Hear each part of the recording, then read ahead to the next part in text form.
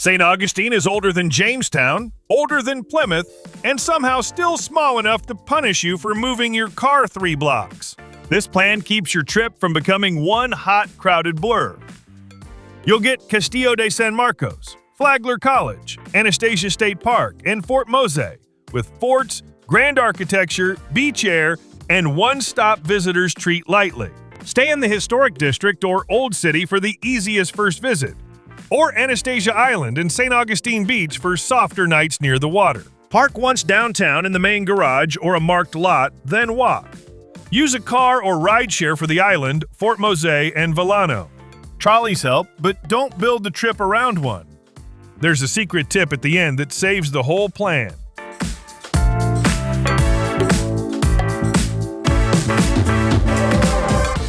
Day 1. Historic core, Castillo, St. George Street, and the first day that makes the city click. Your first day should feel classic without turning into a sweaty march through every plaque in town.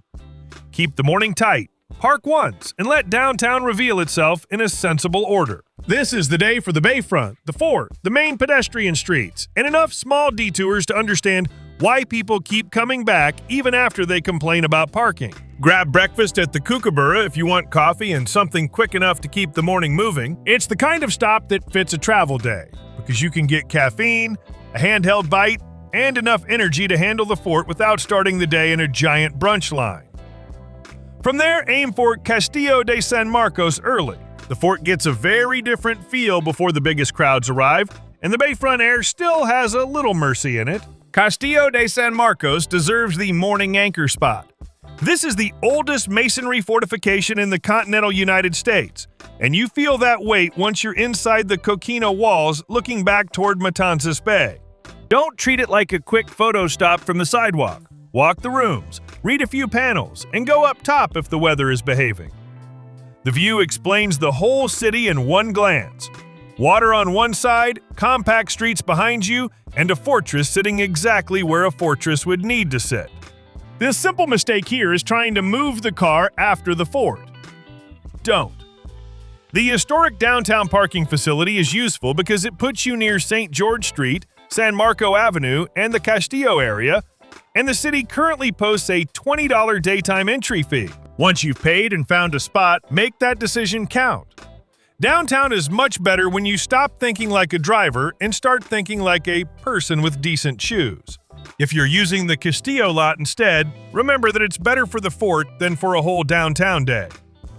The garage is usually the cleaner choice for a first-timer because you can build a full walking route from it. Private lots can be fine, but read the signs before you walk away. St. Augustine is adorable right until a tow fee joins your vacation. After the fort, drift toward St. George Street, but use it as a connector instead of your whole personality for the day. Pop in where something actually interests you. Skip the shops that feel like they were cloned in a souvenir lab, and keep moving toward Plaza de la Constitucion. The plaza gives you a natural pause, and the Cathedral Basilica nearby adds a little quiet after the shoulder-to-shoulder parts of the street. For lunch, keep it simple in the core. A place like Catch 27 fits well if you want a sit-down meal without leaving the route, while the quicker cafe stop makes sense if the heat is winning. The main point is to avoid turning lunch into a crosstown mission. Day 1 is about learning the downtown map with as little friction as possible.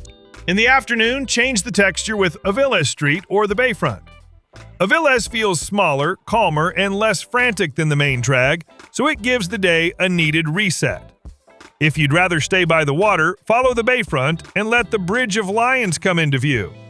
This part of the city is good for slowing down without needing another paid attraction. Dinner should stay downtown. The Floridian is a smart choice if you want something casual, local, and easy to pair with the day you just had. It doesn't require you to dress like you're attending a resort wedding, and the food still feels tied to the place.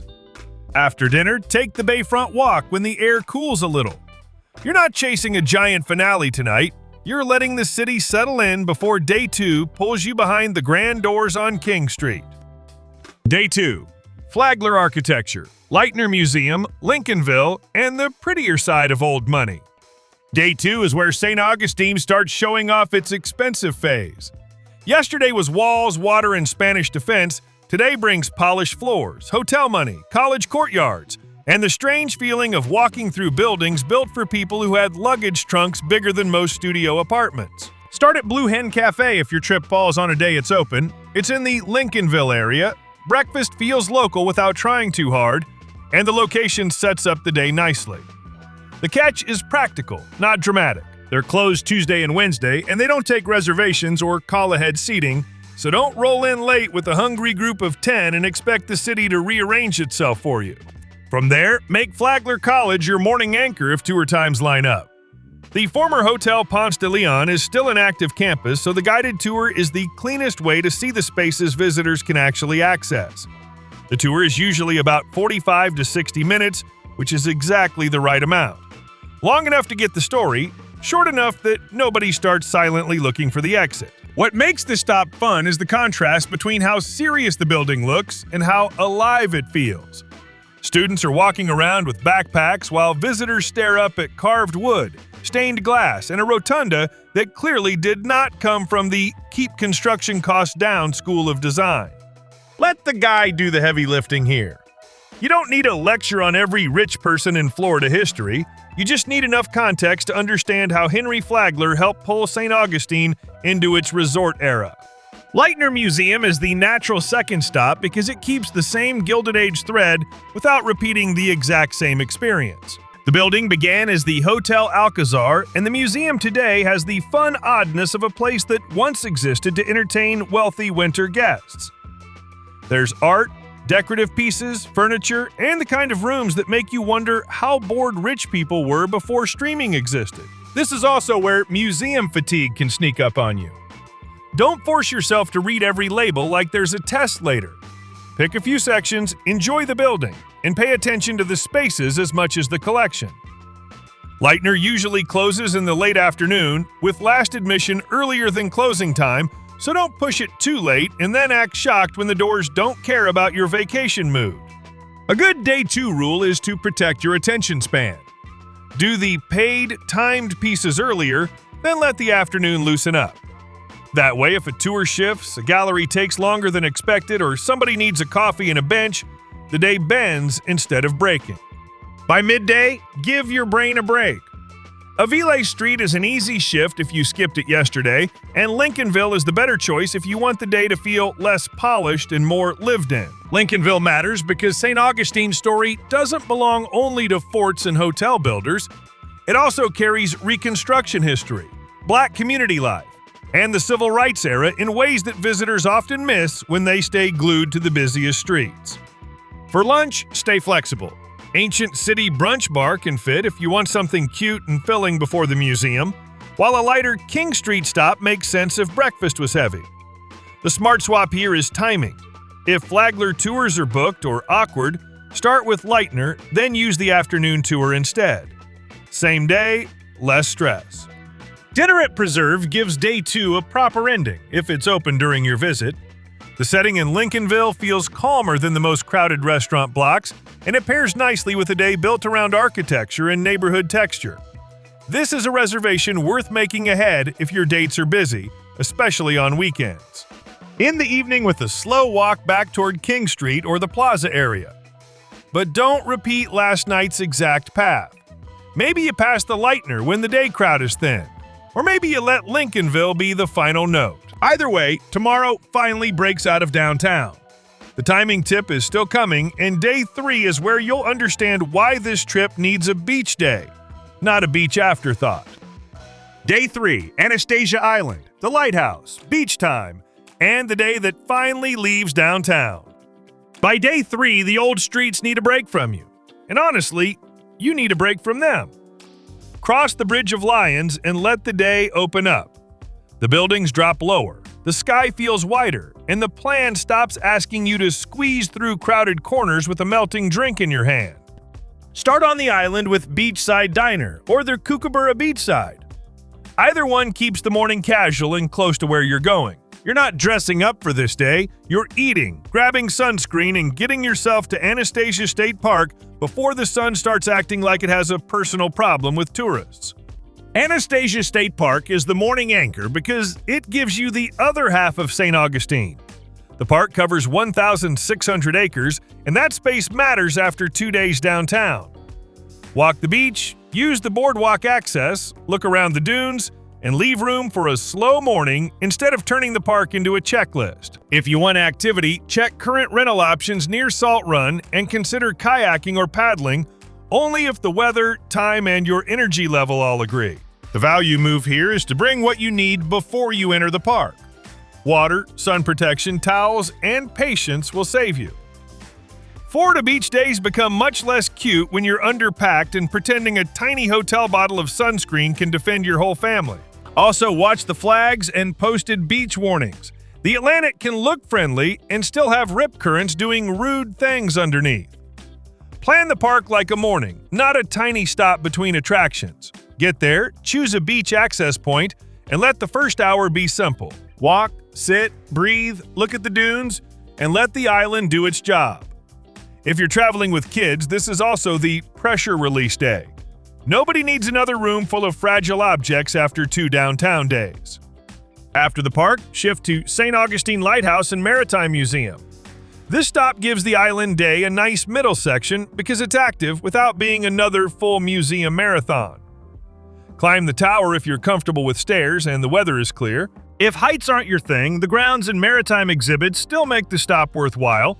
The view from that side also helps you place downtown, the inlet, and the beach in your head. If you're traveling with kids or animal lovers, the St. Augustine Alligator Farm can slide into the afternoon. Keep it optional. It's a strong stop, but day 3 gets worse when you cram in every island attraction and leave no room to breathe. If the beach is calling, listen to the beach. That's not laziness, that's good planning. For a simple evening payoff, go to St. Johns County Ocean Pier Park or take an easy A1A Beach Boulevard walk. This is where the day should feel loose. You've done the park, you've seen the lighthouse, and now you get the beach town part of the trip without pretending it needs a complicated plan. The pier area is especially useful if you want restrooms, beach access, and a clear place to aim the car. Dinner at Osteen's is the classic island move if it matches your day, and it's open. Go early, expect to wait, and bring cash because they don't take debit or credit cards. That one detail can turn a great dinner plan into a dumb little travel crisis, so handle it before you're standing there hungry.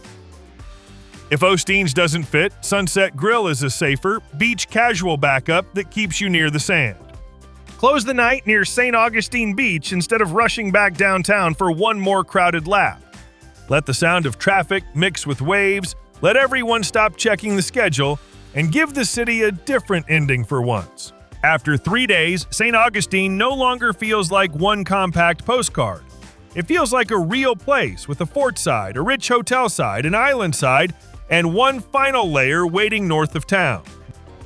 Day 4. Fort Mose, the north side, Vilano, and a final day with more meaning than people expect. The last day needs to matter. A week St. Augustine itinerary usually spends day 4 picking through leftovers, buying one last magnet, and pretending that counts as a plan.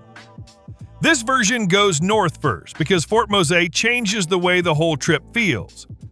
Start with Drake's Deli or Juniper Market, depending on where you're staying and what's open.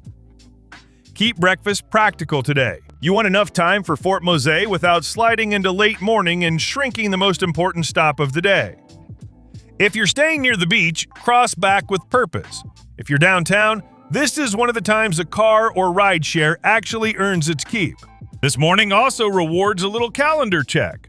If the visitor center is closed on your exact day, Fort Mose can still be meaningful, but you'll want to adjust expectations and rely more on the outdoor interpretation. If the museum is open, put it first so the rest of the site has context. Fort Mose Historic State Park is the anchor, and it deserves your attention.